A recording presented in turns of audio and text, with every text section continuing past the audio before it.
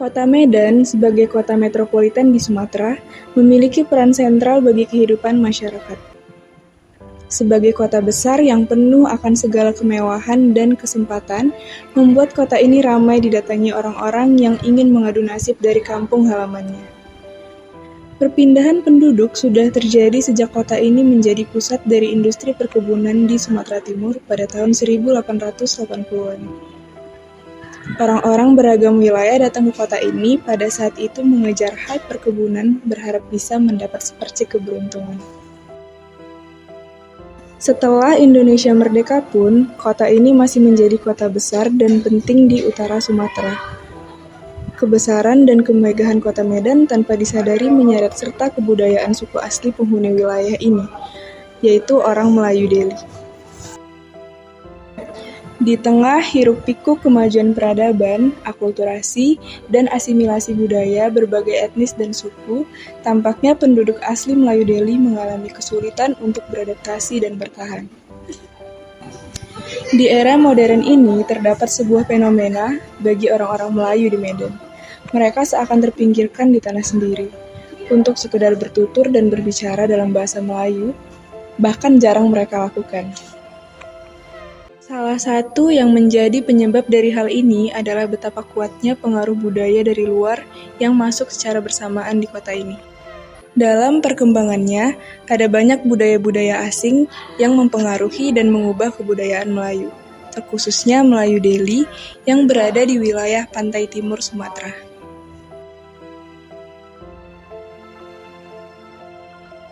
Ya, saya kira kita perlu menjabarkan terlebih dahulu ya kebudayaan asing ini seperti apa. Apakah dia kebudayaan asing yang berasal dari luar negeri atau yang berasal dari luar etnis itu sendiri. Nah, saya kira ini perlu digarisbawahi mengingat kebudayaan dari luar etnis itu sendiri juga dapat dikategorikan sebagai budaya asing. Nah, kalau misalnya kita lihat di Kota Medan, khususnya untuk etnis Melayu, ini banyak sekali budaya-budaya yang ternyata masuk dalam kategori campuran dari kebudayaan asing, baik dari kebudayaan etnis dari luar budaya Melayu itu sendiri maupun yang berasal dari luar negeri. Kedatangan budaya-budaya ini membawa dampak yang tidak kecil terhadap kebudayaan Melayu. Di tengah era globalisasi, jelas kebudayaan Melayu harus melakukan berbagai adaptasi jika tidak ingin tergerus oleh budaya-budaya asing ini. Itulah sebabnya, alih-alih menolak budaya asing, masyarakat Melayu memilih untuk beradaptasi, dan hal ini yang menghasilkan perubahan-perubahan kebudayaan Melayu. Untuk perubahan sendiri ada beberapa kebudayaan ya yang mengalami perubahan akibat adanya campuran dari kebudayaan asing itu.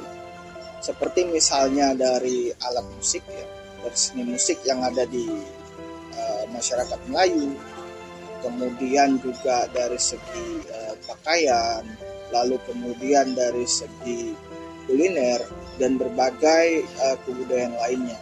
Kalau dari segi musik itu dapat kita lihat ya dari alat-alat musik yang digunakan untuk mengiringi hiburan yang disajikan pada sultan-sultan pada saat itu, bahkan di istana Maimun sampai saat ini itu dalam hari-hari tertentu kita masih melihat ada sajian budaya atau seni Melayu yang tentunya menggunakan alat-alat musik yang sebenarnya berasal dari luar negeri. Dari sekian banyak aspek yang dipengaruhi, identitas bangsa Melayu adalah aspek yang paling rentan terpengaruh, bahkan dapat terancam akan hilang akibat pengaruh budaya asing. Ini identitas ya. Identitas ini aspek yang paling rentan. Jadi kenapa ini kemudian bisa hilang ya? Karena tidak adanya rasa untuk memiliki kebudayaan Melayu ini sendiri. Ini jarang bahkan tidak pernah sama sekali kita dengar. Jika dua orang ya Melayu saling berpapasan, kemudian mengucapkan kata-kata sapaan yang khas dari orang-orang Melayu sendiri. Ada banyak faktor-faktor yang membuat kebudayaan asing ini dapat menimbulkan perubahan dalam kebudayaan Melayu Delhi. Salah satunya adalah kondisi geografis Delhi yang sangat strategis yang menjadikannya sebagai tempat pertemuan berbagai kebudayaan yang ada di dunia. Dengan begitu, sangat mungkin sekali budaya-budaya asing dapat masuk ke Delhi dan mempengaruhi bahkan memberikan perubahan terhadap kebudayaan Melayu. Faktor lain yang menjadi penyebab adalah penandatangan Traktat Siak pada 1858. Traktat Siak membuat semua wilayah pasal Siak menjadi milik Belanda, termasuk Delhi. Oleh karena itu, bangsa Eropa, khususnya Belanda, dapat menguasai tanah Melayu dan memberi pengaruh di sana. Perdagangan juga mempengaruhi budaya dan gaya hidup masyarakat Delhi. Kesultanan Delhi telah banyak melakukan kontak perdagangan dengan bangsa-bangsa asing. Melalui perdagangan yang terjadi sejak lama tersebut, ide dan budaya dapat ditukar antara masyarakat Melayu dengan para pedagang dari negeri asing. Melalui pertukaran barang dan jasa inilah tercipta kontak langsung antara masyarakat Delhi dan orang asing, sehingga memungkinkan mereka untuk saling belajar dan mempengaruhi satu sama lain. Budaya asing memang juga membawa dampak yang baik terhadap kebudayaan Melayu. Dengan adanya pengaruh dari budaya asing, dapat memperkaya kebudayaan Melayu Delhi. Tetapi hal ini juga memiliki resiko kehilangan identitas kebudayaan dari Melayu itu sendiri jika masyarakatnya tidak berpegang teguh pada nilai asli kebudayaannya. Dampak terbaiknya ya tentu tatanan kehidupan. Tatanan kehidupan semakin baik, tatanan kehidupan masyarakat Melayu lah saya kira. Tapi ini kan kita lihat di era sebelumnya, bukan era sekarang. Nah ini dampaknya lebih baik, mereka lebih modern karena posisi yang berada di wilayah pesisir. Tapi untuk yang enggak baiknya itu malah yang di sekarang.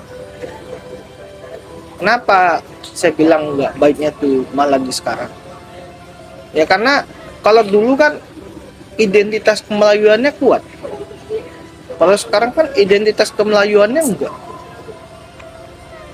Jadi karena nggak kuat identitas kemelayuannya, dengan masuknya kebudayaan-kebudayaan asing, baik itu etnis di luar etnis Melayu maupun dari luar negeri, itu akan membuat identitas kemelayuannya semakin goyang. Jadi karena semakin goyang, lama-lama semakin terkikis, bahkan tercabut. Sehingga yang dikhawatirkan orang-orang Melayu sendiri pun ngakunya orang Melayu tapi nggak tahu budaya Melayunya kayak mana. Hal ini dapat dicegah jika masyarakat Melayu berpegang teguh akan budaya mereka dan tetap memiliki rasa kebanggaan dan kepemilikan akan budaya mereka.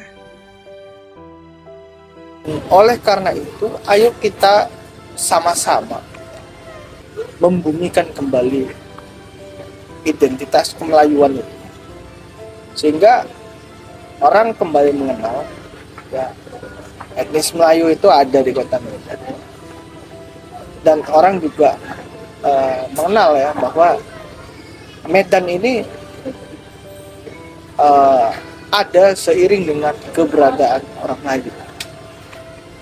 Gitu. Jadi ayo kita sama-sama sadar bahwa kalau nggak kita yang membangkitkan hegemoni kebudayaan Melayu, lantas siapa lagi?